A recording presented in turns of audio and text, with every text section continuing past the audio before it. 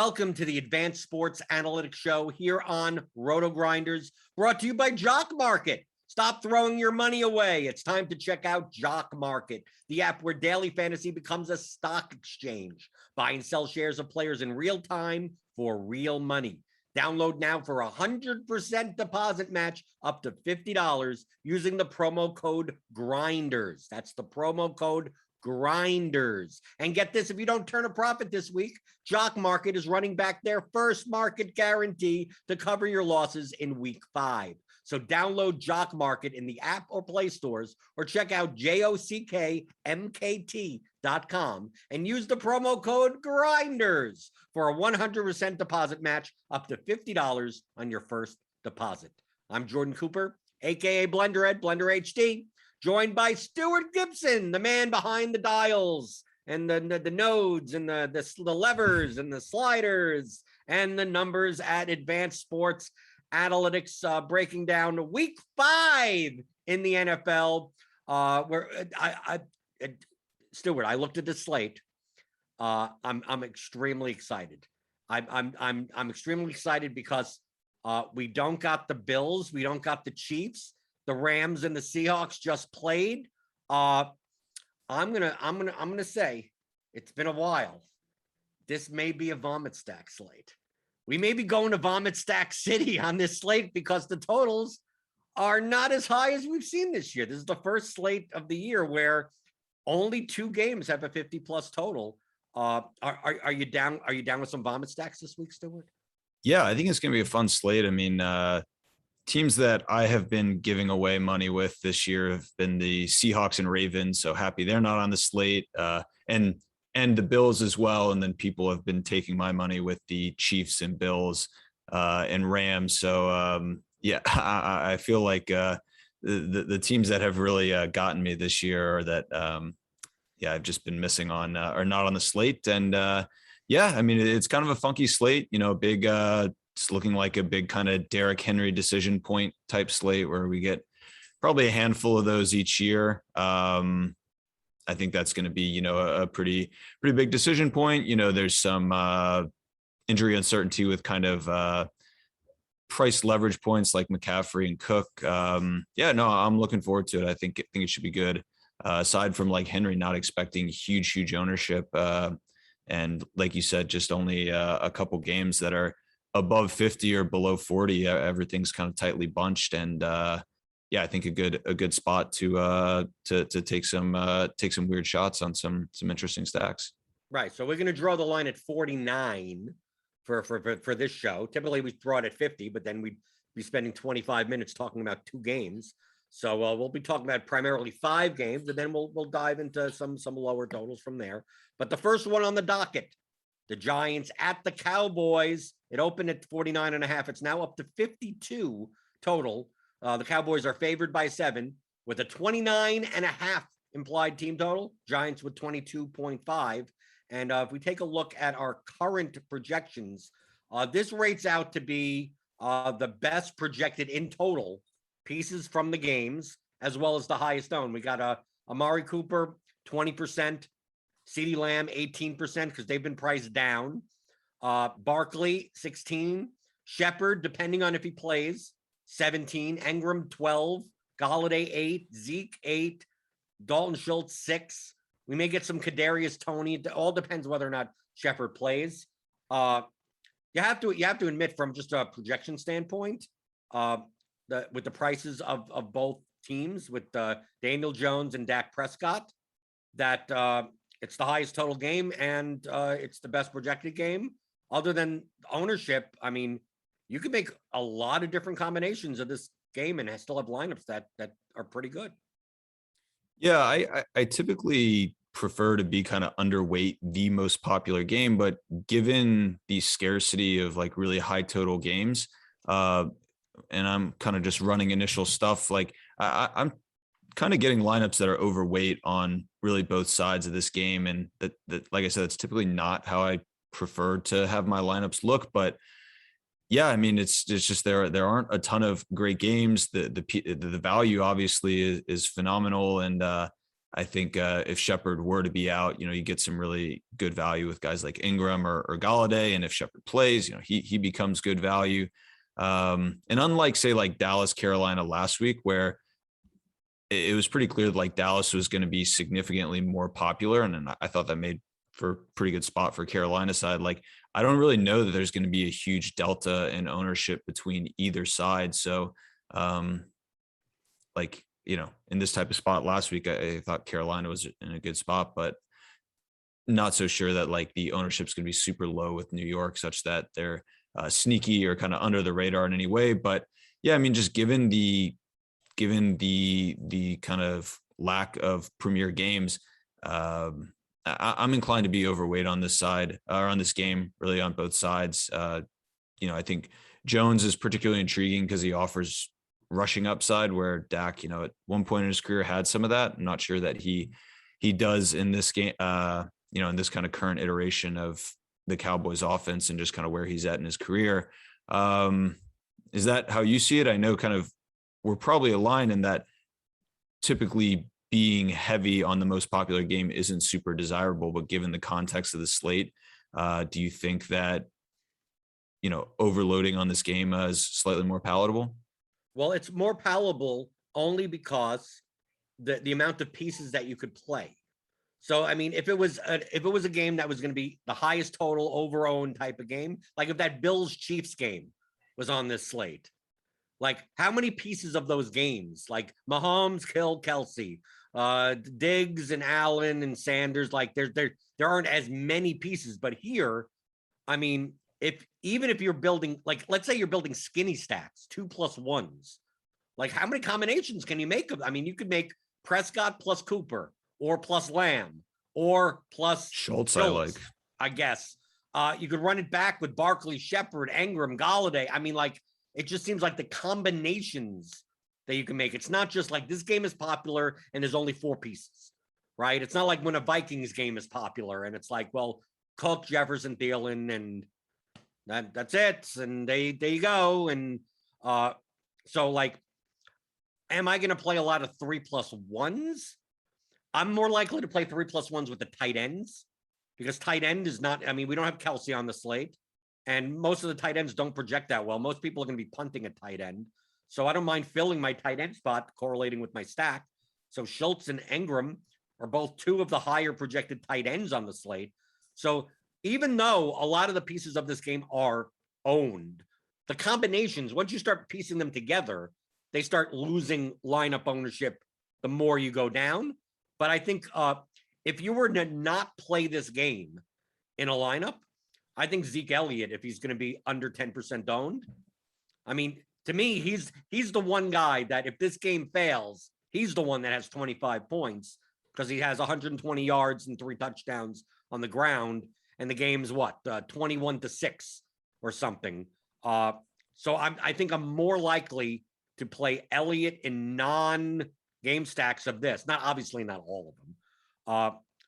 You could say the same for Barkley, but if Barkley's going to be 17% owned, it's not as appealing as an 8% owned Elliott.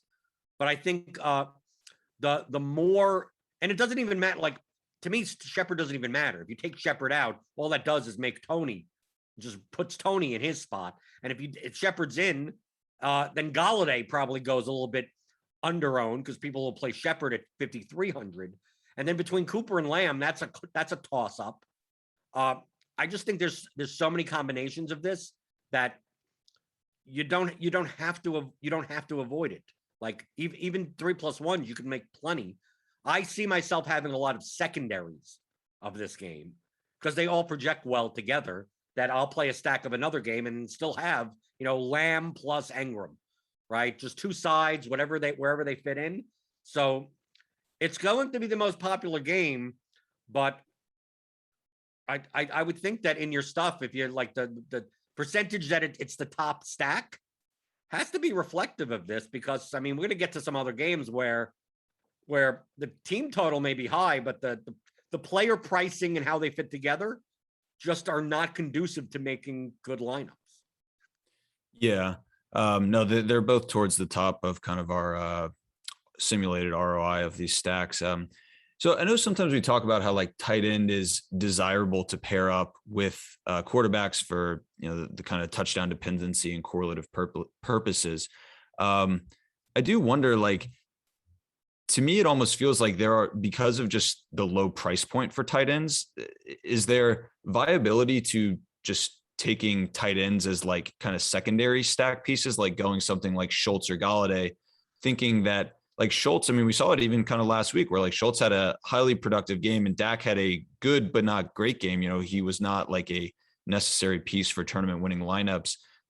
It does kind of feel like the game could go under, but if Ingram or Schultz catch a touchdown and 60 yards or multiple touchdowns, that doesn't necessarily imply standout games for like Prescott or Jones, the way, say, Lamb or Cooper, or, you know, an active Shepard or Galladay with Shepard inactive. Like, to me, like a Cooper or Lamb big game almost necessitates a Dak big game, not in the same way that I guess I feel about, say, the tight ends.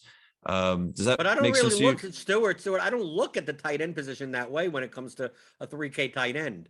Like when it comes to Kelsey, when it comes to Waller, when it comes to Hawkinson, Kittle, it's like those guys are priced 5K, 6K, 7K. So it's like, oh, well, I kind of need 20 plus points out of them for a GPP ceiling. So how correlative are their ceilings to the quarterback? Well, most likely way more correlative. High, When yeah. it's a punt tight end, it's like, dude, 8 points I could win. I mean, like, can I get Okay. one red zone target that's a touchdown? If I'm gonna choose between 3K tight ends that all I need is 8 points, why, if I have the ability to do it with the quarterback that I already have in my stack, then just, to me, the correlation just adds a little bonus that, like, if all these tight ends project for 7 points median, and I already have Dak Prescott in my lineup, then why not have Dalton Schultz? If I have Joe Burrow in my lineup, why don't I have CJ Uzoma rather than Evan Engram? It's like, just, if they project the same, just play the guy, because when the tight end scores a touchdown, it's going to come from the core. I mean, most likely. I mean, 99% of the time. So really, I'm not viewing the correlation from the tight end to the quarterback. It's more of a, I'm building a 9-9 slot lineup, and I have to choose between 3K tight ends. So why not have it be the one that's with the quarterback? So I know what you're trying to say, that like, well, a big, Schultz could have a big game without Prescott having a big game, but it's like, well, I don't need Schultz to have a big game. I just need to have him have a game. Just be out there. Yeah. If he goes 3 for 50 with no touchdowns, I could still win a GPP with 8 points out of a 3K tight end. You get that, right? Yeah, that's true. I guess like Schultz and Ingram are kind of in this middle, you know, they're not like a min price tight end, but they're not in the Kelsey, Kittle Waller type tier. I don't know. I'm in kind of the lineups I've put together. I'm kind of getting a handful of like secondarily correlated Schultz Ingram, not with one another, but Schultz versus Giants receiver, Ingram versus Well, I mean, Cowboy I'll get a receiver. bunch of that also. I'm just like I'll get those secondary stacks, but if there's a tight end that fits with the stack that I have, then if that fits in that way, then that fits in that way. I mean, to me, kind of like they're all about equal. We're not like, if it fits, if it works out, it works out. If it doesn't, so be it. Yep. Okay, next game on the docket is the Packers at the Bengals. This game opened at 48.5. It's now up to 50 over under. The Green Bay Packers are a 3-point road favorite, 26.5 implied team total. Bengals with a 24 implied team total. It looks like T. Higgins will play this game. We still don't know the status of Joe Mixon, but I believe he's at practice. They're trying to figure out if he's going to be good enough to play. Obviously, the key piece in this entire game is Devontae Adams, and it seems to me that I think I'm much more likely, it's weird to say, to play from the Burrow side than the Rodgers side, and play instead of, because like, what second piece do you play with Rodgers? Lazard, Tanyan, Cobb? I mean, you can, but I think I'm more likely to go Burrow plus Higgins. I mean, these receivers are all under 6K. In a game, I know that the Bengals are, much more run heavy, but in a game that they're most likely to be behind, if they up their play volume for this game, I think there's a way for between Chase, Higgins, and Boyd, I think two of them can get there. You know, if Joe Burrow has to throw 38 to 40 times, that I think it's more cost effective to play the game stack on that side with Adams as the run back rather than use Rodgers, Adams, and then one of those wide receivers. Do you see it the same way? Yeah, I think so. Just given the price point of Adams and the expected ownership on him. I don't know. Just in general, I think I'm not super optimistic about this game. The play that I would want to get is if Mixon is healthy and there are no complications leading up to the game. That would be the spot I would be most interested in. Like with the addition of Higgins, to me, the Bengals are kind of Tampa Bay-ish in that when you have Higgins, Boyd, and Chase in there, there is the potential for them to get kind of spread out. And for me, I feel a bit more confident in like the Tampa Bay version of that than Cincinnati. Yeah, if I were to pick a side, I think Cincinnati passing, but I think my preference would just be to be a bit light on this game and get someone Mixon who I just like at the price point, relative ownership, combo of just his run game role and productivity in the pass game. That would be where I would look to in this game. Right. I think there are more ways for this game to fail than succeed. And the leverage play really in this game is the running back on the other side, Aaron Jones. We have him currently 6.4% projected owned. If Adams is going to be one of the highest owned wide receivers on the slate, like if this game fails, like Aaron Jones could still have a 3-touchdown game. I know he's a little bit priced up at 7,900, but I think you get enough leverage off of a 22% owned Devontae Adams that as a single one-off piece. I'm with you on Mixon also. The question is whether or not he plays. And if he plays, is he going to get 80+% of the snaps? I don't know. And I think I'm more likely to favor the favored side of this game against the Bengals run defense. I don't think between Chase, Higgins, and Boyd, they'll be owned. Like we currently have Chase at 15%, Higgins at 8%, and Tyler Boyd at 3%. We have Mixon at 13%. I just think if he's going to be 13% owned, even though, you know, the wide receivers are going to be owned also, I just don't feel like you get enough leverage for it to be worth it for your lineup, as opposed to playing Aaron Jones and then none of the other players. So I will have some Jones in my lineups, but I'm with you. I think this game has a 50 total, but I think the pieces in the game don't fit together as well from a projection as well as ownership perspective that it's that appealing to, you know, prioritize your lineups around. Yeah. And I think there's just a ton of interesting stuff you can do with the games that are just underneath this one in total, where the price point's better. Not sure you're really taking on like too much more ownership. So yeah, this to me really across the board is a game I'd like to be under on. Okay, let's go to the next game, which includes my favorite play on the entire slate. Okay, the next game is the Titans at the Jaguars. Open up at 48. It's now up to a 49 total. The Titans are a 4.5-point favorite. They have a 26.75 implied team total. The Jaguars with a 22.25 implied team total. We have in this game, the running backs are both projected to be over 20% owned. Henry at 24, James Robinson at 22.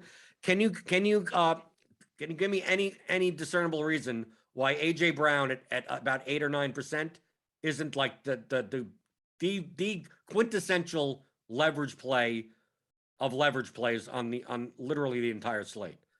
Like him and even Marvin Jones. I mean, Laviska is going to be owned somewhat, but like to me, it seems very obvious that if a lot of people are playing a 9K Henry, how does he fail? And the Titans passing offense is fairly condensed. You know, if Julio's back, I mean, like if Julio's out and AJ Brown is in, he's 6,500. Like him as just a one-off. Even if you don't stack even if maybe you stack it Tannehill, AJ Brown, Ferkser, and then you could use either Robinson or Chenault or Marvin Jones as a run back, or you do the other side of the game. You go Trevor Lawrence plus Chenault plus Jones plus AJ Brown, and then you just hope for a Derrick Henry dud game, and the game still hits its total. Yeah, no, I like this game for kind of all the reasons that, or all the plays that I think are going to be non-chalk. I mean, so I was just doing like a quick data dive from last week's game on the slant, because I know that's kind of the tournament you like. Just, I think like just to get some data points out there on Henry, like last week in the slant, 23% own, appeared in only 21% of the top 1% of lineups. So just like at his price point, $9,000, he had a good game. I don't know that it's truly his ceiling game last week, but by and large, a strong performance, and just wasn't even close to being a necessary piece to a top 1% or, top 10 or so lineup. And, you get all these other guys like, DJ Moore, like David Montgomery, who just,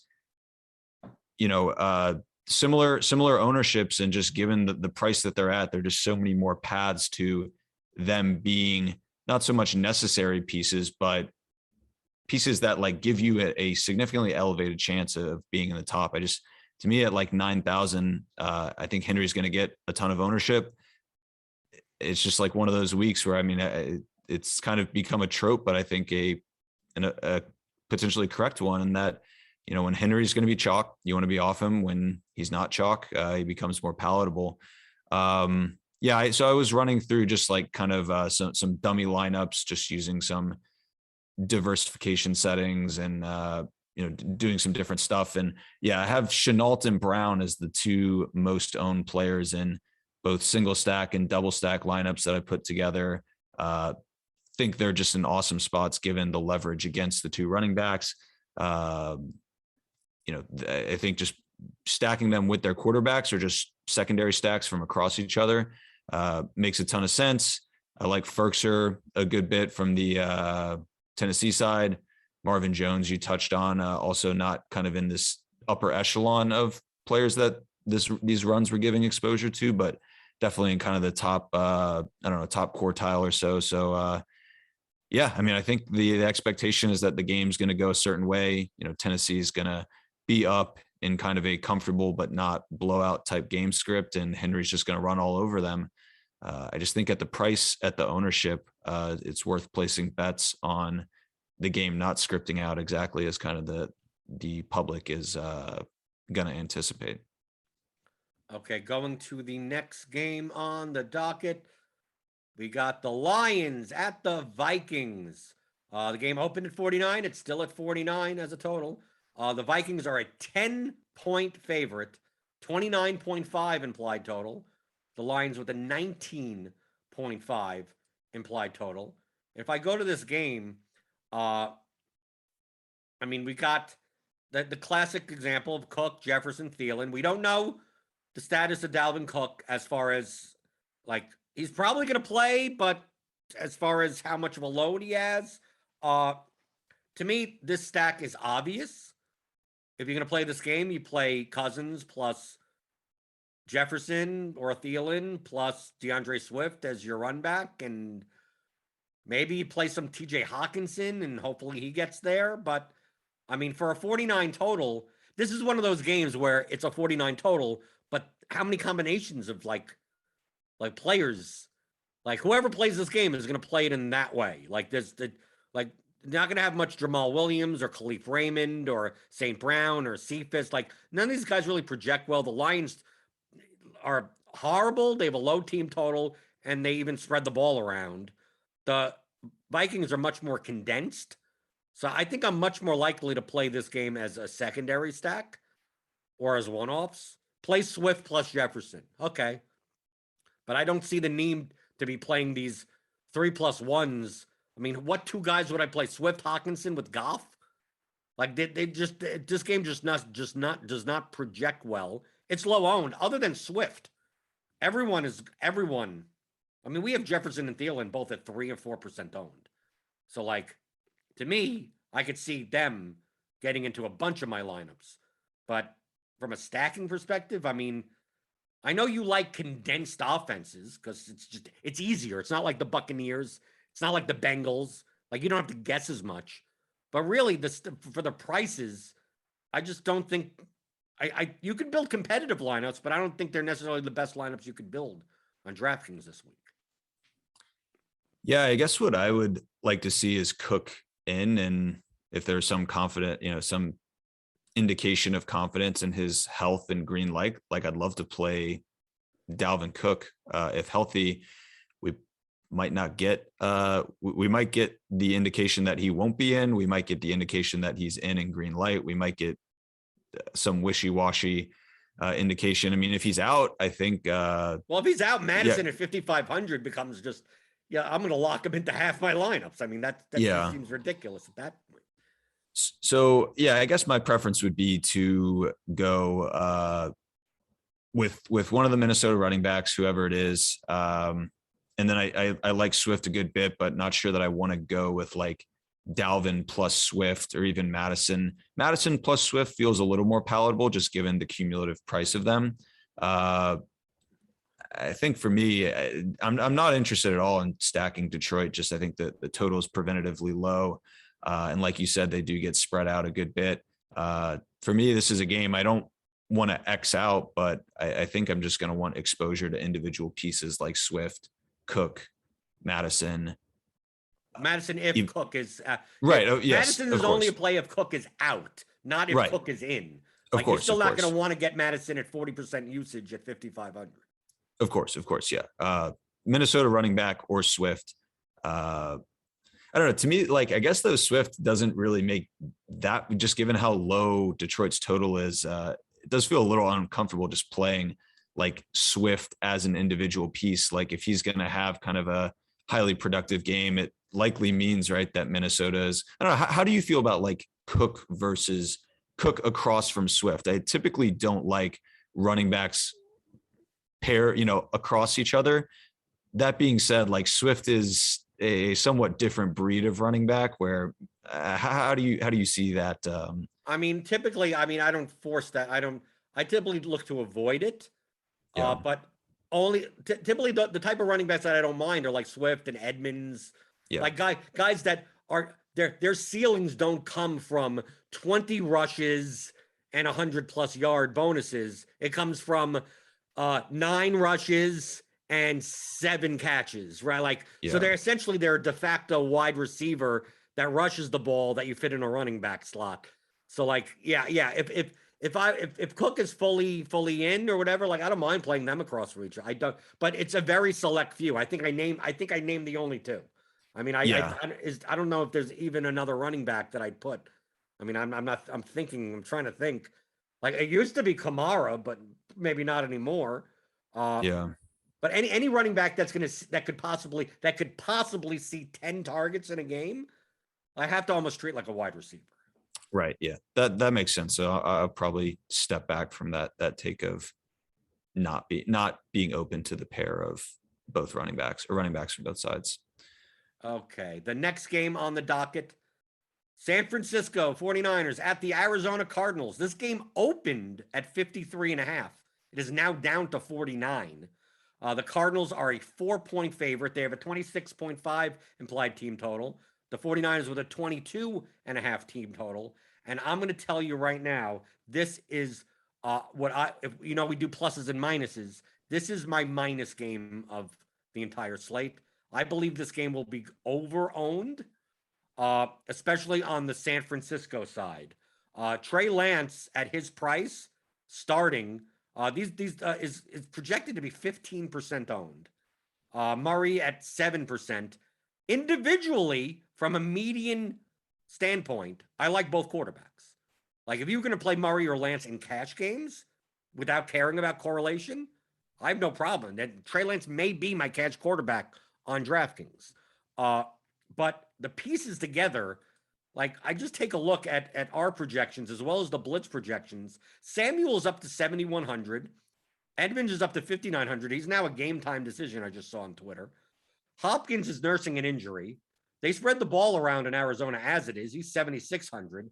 Kittle is like nursing an injury also at 5,600 at tight end. And now they've already priced AJ Green up to 5,100. Christian Kirk at 4,900. Rondell Moore at 4,600. Ayuk is down to 4,500, but not really doing much in the offense. like, it feels like I should like the game. I just don't like the prices and projections of these players. And if Samuel, Edmonds, and Kittle are all going to be double-digit owned, and Trey Lance, the more that he's owned, the more that these pieces are going to be owned. I think this game goes. I think this game goes over-owned for its potential from a stacking perspective. As one-offs, sure, you could play these guys as one-offs, but I think it's quite possible that, it's quite possible I may not have any stacks of this game at all. Yeah, I definitely am with you on the San Francisco side. I think I'll get a little bit of Murray stacks. To me, like Murray Kirk, which I know we've talked about in recent weeks, makes decent sense. Like Murray Kirk, Max Williams, something like that. We're a cheaper guy. It could be AJ Green, could be Rondell. Basically playing Murray without Hopkins, because you want Murray to get there with his legs and then get some cheap touchdowns along the way. That Hopkins may still have 20 points, but at 7,600, it's just not gonna win you a GPP. Yeah. So I in general, I think I'm with you. Would like to be underweight, but I'm not.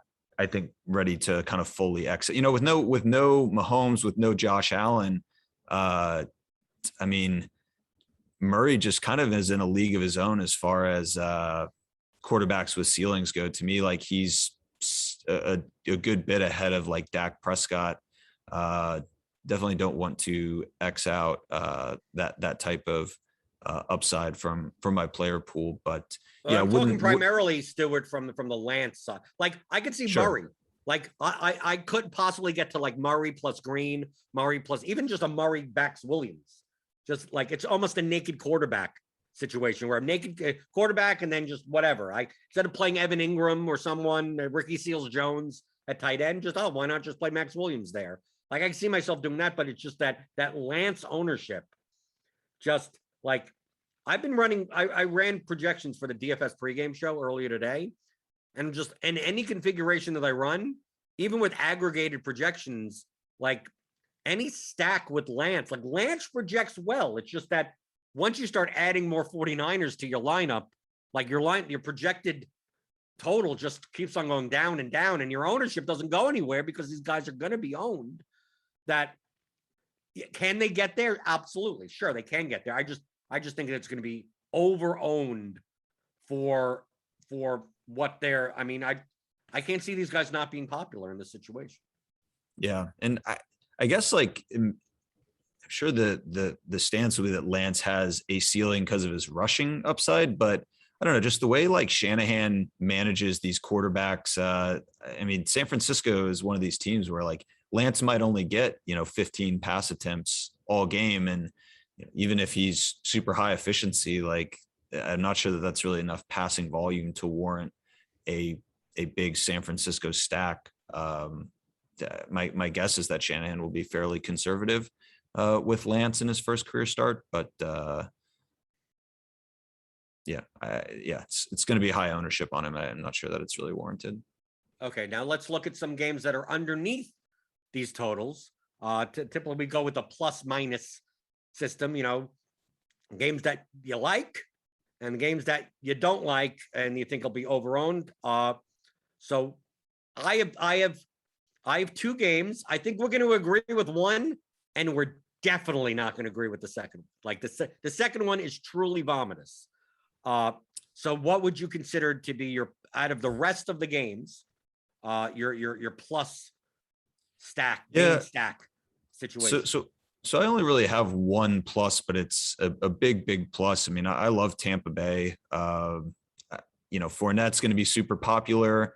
I think the narrative will be I'm seeing Tampa Bay as 9.5 point favorites, but Tampa Bay is arguably the most pass heavy team in the league right now. The only other really teams that might compete with them are like Buffalo and Kansas City, not on the main slate. So I'm not super concerned about that total for Brady. To me, you go one of Godwin and Brown, and I really think like Mike Evans is going to be the guy just that ownership is going to overlook. You could even go tight ends with like Howard or Brate with no Gronk. And then like the Miami side, I think is fairly appealing, not to stack, but I do like the bring back options, Gesicki, Waddle with no Will Fuller. Like Miami's looking quite thin at receiver. To me, there's like usually a team like Tampa Bay, you kind of have a hard time picking out how to build the stacks, but with no Brady, with no Gio, Tampa Bay is looking as condensed as ever. And the bring back option, I would say, from the Miami side is fairly condensed. To me, that's like the A+ spot of the week that I would want to be overweight on by a lot. I'm absolutely, we're in 100% agreement. I think the leverage play in this game is to fade Fournette and play the Brady stack, right? That's one way to go. Or to mitigate Fournette ownership. It's weird for me to say, but one of my favorite quarterbacks on the slate is Jacoby Brissett. Tampa Bay, just you have to chuck the ball against them. You have Will Fuller's out, so Waddle, Parker, Gesicki, they all project decently. This is a vomit. I mean, this is truly a vomit stack, and you could pair the stack with Godwin, Brown, or Evans also if you want. But in my Fournette lineups, I could totally see, well, Fournette's going to be 20+% owned. It's like, well, if I'm playing a 1% owned Jacoby Brissett with a 2% owned Devontae Parker and a 3% owned Jalen Waddle, like I could do anything I want with the rest of my life. I mean, like I could do Fournette could have a big game as long as the Dolphins keep up. Like we're good. So like Jacoby Brissett is number one on my vomit stack list. I will be over the field on Dolphins this week, but yes, but I'm with you. This is the type of game that could go way over any of the other totals. Like I could see if the Giants games, the Cowboys games fail, like we'll all be looking at ourselves going, why didn't we play Brady? And when the Bucs score 42 points, like it almost seems too obvious. Or as long as the Dolphins are able to keep up, this game could be completely in the air. Yeah. And like the knock with Brady is he's kind of a no rushing upside statue quarterback, but I mean, quarterback's kind of thin this week, like no Mahomes, no Jackson, no Josh Allen, Stafford, Russ. Like it does feel like a week that Brady could be kind of the tournament winning QB, high scoring QB on the slate. Yeah. And I'm with you on Brissett. I am ashamed to admit, but played a decent bit of Brissett stacks last week. It amounted to nothing, but he's not sneaking into any of my early builds this week, but it's not it's not a crazy concept to me because I did a decent bit of it last week. You want to know my other plus? Yeah, sure. Because I knew you would. I was pretty sure you wouldn't take the Dolphins Bucks. That this takes a lot of balls. Okay. My other plus. You're gonna think I'm nuts. Okay. But from the numbers that I'm seeing, it makes sense. Mac Jones plus Jacoby Myers plus Jonnu Smith plus Brandon Cooks is the run back. The Patriots Texans game, which has a 40 total, Patriots 24.25, Texans 15.75. Now, I would never consider stacking a 40 total game on a slate where there's 5 games over 50. I mean, like on the past slates, but based on our numbers in our projections, Damian Harris may get some ownership at 5,500, 11, 12, something percent. Jacoby Myers may be like 10% owned, but no one's going to stack this. I mean, and then you are able to even throw in a tight end, even if you want to play Henry over Smith or something like who's playing Mac Jones? But this Texans team, I mean, dude, this Texans team, if they can't move the ball, the Patriots could score 30 points this game. And even in a 30 to 10 game, Brandon Cooks is, 6,100. And if he's the only guy that's catching the ball, why can't this vomit stack work out? Why can't the stack work out even if the game only hits its total of 30 to 10?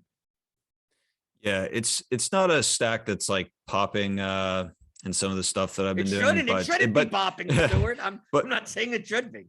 But it makes sense. I mean, the Texans have been a team that I haven't been opposed to stacking against, and the Patriots. I've had a good bit of Mac Jones stacks this year, mostly like Mac Jones, James White type stuff, but with no White. I get the Myers, and I think Myers projects pretty well. So I think it checks out. It's not, like I said, not one that's popping for me, but it doesn't seem ridiculous. Beyond it's kind of a weird slate where like I'm gonna be content, I think, to just go overweight on the New York Giants Dallas game, and then I don't know, just like take Tampa Bay and then some smatterings of like the, Tannehill and potentially even like Trevor Lawrence or something, and, call it a day. I think for me feels like a week where I want to be kind of tight with my, not so much player pool, but with the pool of stacks, I think that are in consideration. Right. Games that I'm kind of avoiding a little bit. The Chargers Browns game. I like the Chargers side. It's just that I don't like the Browns side. So like I could see myself playing some like Herbert, Allen lineups, maybe. I mean, the problem is that the Browns, it's just all over the place. I mean, like I don't want to play Chubb at the price and Hunt, and I think OBJ is overpriced, and Baker Mayfield apparently is throwing with a torn labrum or something or other. Like maybe some of the pieces in the game, it's a 47 total, and the other one that I think may get ownership, depending on the status of Christian McCaffrey, is the Eagles and the Panthers. Just only because if you've been playing the Eagles and the Panthers recently, they've treated you well, right? If you've been playing DJ Moore, if you've been playing Devonta Smith, if you've been playing Jalen Hurts, I think the Panthers defense is much better than people give them credit for. The Eagles defense isn't. But if McCaffrey is back and only going to play 60% of the snaps, like not in full strength, like I'm not going to pay 8,700 for McCaffrey, but all those targets that he gets are going to come away from Moore and Anderson also, and they're now Moore is 7,500. On the Philadelphia side, like, yeah, Hurts is a rushing quarterback. I think this game will be. I don't think this will be a game that will be that owned, but I still think it's going to be. I still think DJ Moore will still end up with at 7,500 with 15% ownership, and I don't think it's warranted. I think I'm much more likely to take a shot on Robbie Anderson, if anything, because I don't want to pay these prices in a game that it's only a 45 total. It's not like you take a look at Philadelphia, Carolina, and you go, okay, this seems like an appealing game, and then I mention New England Patriots stack, and you go, I can't possibly play that. It's like it's a 5-point difference. It's not that dramatic of a difference between the games.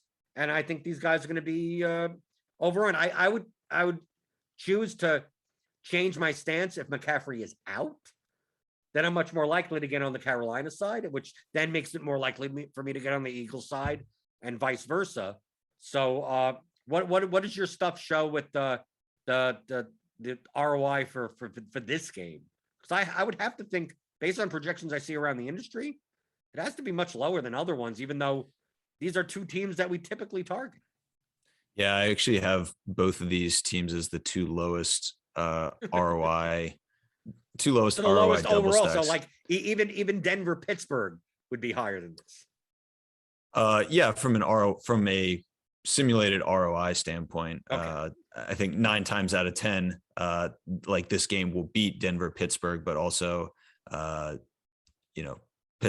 Denver is going to get next to no ownership. I guess I'm looking through just some stuff. I mean, the only other game I have circled as showing some signs of life would be like going back to that Washington stack of like Fitz, Samuel, McLaurin. You could bring back Kamara. You also have Ricky Seals-Jones in there, a little punt tight end at 2,500. Yeah. Thomas out. I think the problem with this, looking at projections, is that like I like the Washington side, but like other than Kamara, like who the hell do you play on New Orleans? Well, yeah, you just play Kamara. Those are the two top the top stacks from this game that are bubbling to the top, are pretty much swapping McLaurin and Seals-Jones, but Samuel, Fitz, Kamara. I just got word from Adam Schefter that Panthers list McCaffrey is doubtful for Sunday. Oh, okay. So that would change. That does increase the Carolina, but still it doesn't. I mean, DJ Moore is still expensive. I think it's still more likely to play Robbie Anderson at 5,000. And I'm still still, I may not even play the total. If anything is going to go down because of this, right? Yeah. But I mean, McCaffrey's a huge share of Carolina offense. Like, I think with incorporation for total, I still think would be a net positive for pretty much all these Carolina guys. But yeah, I'll see. I will rerun it before publishing our Substack, and we'll see. Right, that's what we'll you see do, right? You post all of these metrics that we talk about on the show on your Substack, which you could get at advancedsportsanalytics.com, right? / Substack. You should create a little forwarder for that to make it easier. Yeah. We have access to the Substack itself, which is just the written kind of weekly primer, as well as the full suite of tools that are available on the site, which also includes, some of the written content we do. So yeah, encourage you guys to check either of those out or follow us on Twitter. We'll have links out this afternoon linking off to both of those pieces. And to follow Advanced Sports Analytics on Twitter, it's AS Analytics DFS. You could follow me at Blender HD. Feel free to like and subscribe if you like these shows. We could always appreciate a thumbs up. I'll wave my thumbs at you. Subscribe to the channel if you're new here. Hit the notification bell. We got live shows all the time. I know we record this and post it later, but we got a whole Sunday mornings. We have multiple shows throughout the week. You can always subscribe and listen to these also on the RotoGrinders Daily Fantasy Football feed, where you could get it on iTunes or anywhere else you get your podcasts. But for Stewart Gibson, I'm Jordan Cooper. There's been another edition of the Advanced Sports Analytics Show on RotoGrinders.com.